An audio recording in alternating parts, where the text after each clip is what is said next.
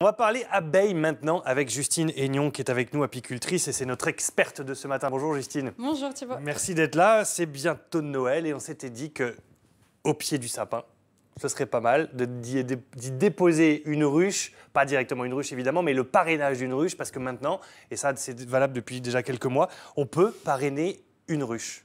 Oui, on propose le parrainage de ruches pour des particuliers ou même des entreprises pour nous aider, nous, apiculteurs, et du coup, indirectement, aider les abeilles et donc la pollinisation de toutes les fleurs. On leur donne un coup de main. Alors, on peut parrainer une ruche de manière indépendante, c'est-à-dire personnelle, mais aussi en entreprise. C'est-à-dire qu'on utilise les locaux de l'entreprise pour pouvoir disposer des ruches. On va voir quelques images. Et ça, c'est une activité nouvelle qui va on le souhaite, se répandre parce que c'est une chance de plus pour elle d'avoir une ruche. Oui, ça se développe énormément. Et surtout dans les grandes villes, c'est vrai qu'on a besoin de ces petites abeilles. Voilà. Alors là, comment on appelle ça, ce qu'on voit là? C'est quoi? Vous avez les jeunes Là, c'est oui, c'est les abeilles donc en entreprise. Ouais. Là, donc, vous voyez les abeilles. Et puis, on peut les toucher. Très gentils, oui. On peut les toucher, il n'y a pas de souci. Après, ce sont des abeilles qui sont plutôt gentilles. Là, on voit les locaux d'une entreprise et l'idée, c'est d'utiliser soit la toiture, soit le terrain. Là, on le voit, pour pouvoir poser les ruches. Oui. Et ça, comment ça se passe concrètement? C'est les entreprises qui vous font la demande ou comment ça... Oui, c'est les entreprises qui font la demande. Nous, on leur propose de la location. Donc, on vient s'occuper des abeilles, visiter, les entretenir. Et ça, on peut le faire avec le personnel qui vient nous aider. Et donc, le personnel est en même temps formé.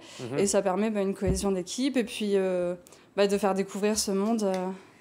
Parce qu'elles n'ont plus assez de place, c'est ça le problème. On en est où avec C'est vrai qu'on entend beaucoup sur Internet, dans les réseaux sociaux et tout ça, le fait que les abeilles disparaissent. Concrètement, ça veut dire quoi? On en est où actuellement dans l'actualité des abeilles, de nos abeilles? Bien, il y a de moins en moins d'apiculteurs parce que c'est de plus en plus difficile de faire des abeilles. Il ne suffit plus maintenant de laisser la ruche au fond de son jardin et de récolter le miel. Maintenant, c'est vrai que c'est de plus en plus technique. Donc, c'est aussi pour ça que ça peut freiner. Mais il y a de plus en plus d'attrait pour les abeilles. Donc, c'est en bonne voie. Et notamment ce parrainage. On va voir d'autres images où vous enfilez une magnifique combinaison rose pour aller chercher le miel justement dans les entreprises. Comment ça marche concrètement? Est-ce que ça se développe de plus en plus? Est-ce que les gens vous appellent? Est-ce qu'on vous sollicite aussi pour intervenir comme ça en disant voilà, moi je veux bien une ruche dans mon jardin, mais par contre j'ai besoin de vous, moi j'y connais rien. Ouais. Après... on peut mettre les ruches dans les jardins, mais après, nous, on manque aussi de temps.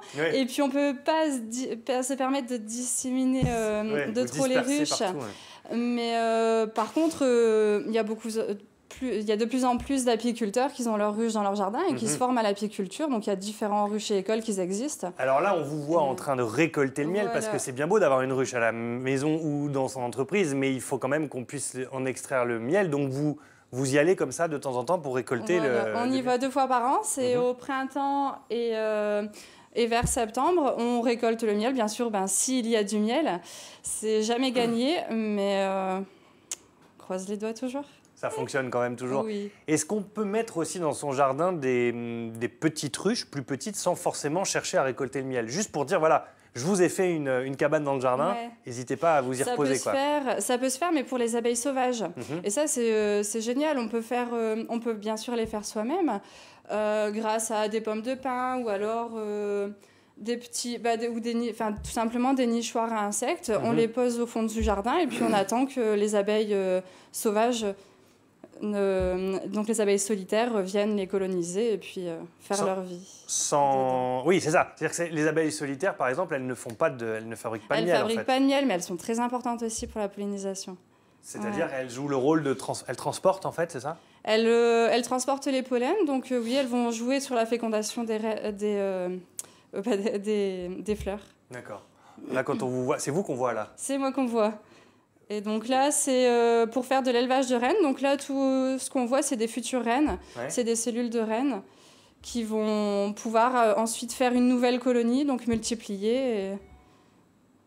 Et vous avez les manches relevées, les jambes avec un mini short, et comment ça se fait que c'est possible ça? Enfin, normalement, on est complètement couvert.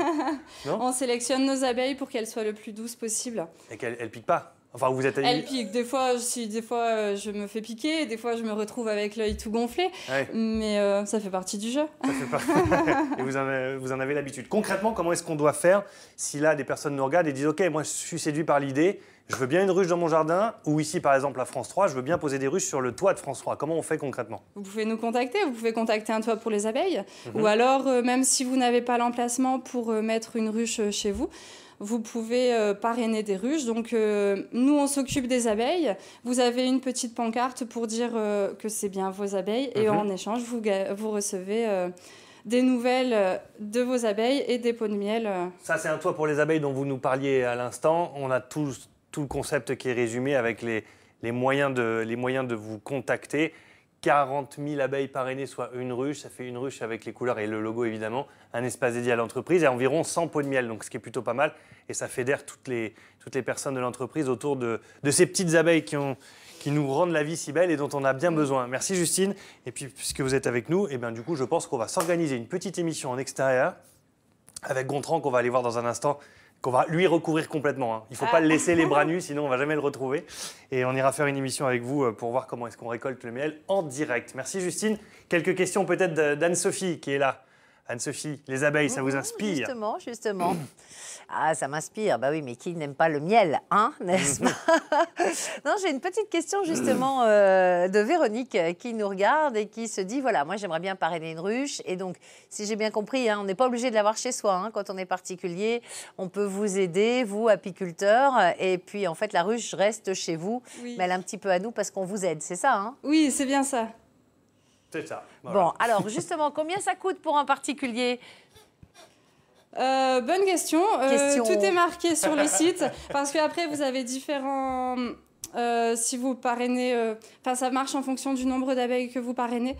Donc, c'est tout à fait abordable. Oui, c'est tout à fait abordable. Qu'on ait juste une portion de ruche ou l'intégralité de la ruche. Voilà. Après, c'est vous qui choisissez. Oui. D'accord. Après, c'est en fonction du nombre de pots de miel qu'on veut recevoir. Oui, voilà, c'est ça. J'avais une autre petite question. On me demande que se passe-t-il à cette période de l'année en hiver dans une ruche? Est-ce que toutes les abeilles dorment? Elles dorment. Alors, elles ne dorment pas. Elles hivernent. Donc, elles n'hibernent pas, mais elles hivernent. Elles vivent donc au ralenti. Elles continuent à bouger dans la ruche. Donc, elles font leur petite vie. Elles mangent leurs réserves de miel qu'elles ont stockées pendant l'hiver. Et elles attendent gentiment le printemps.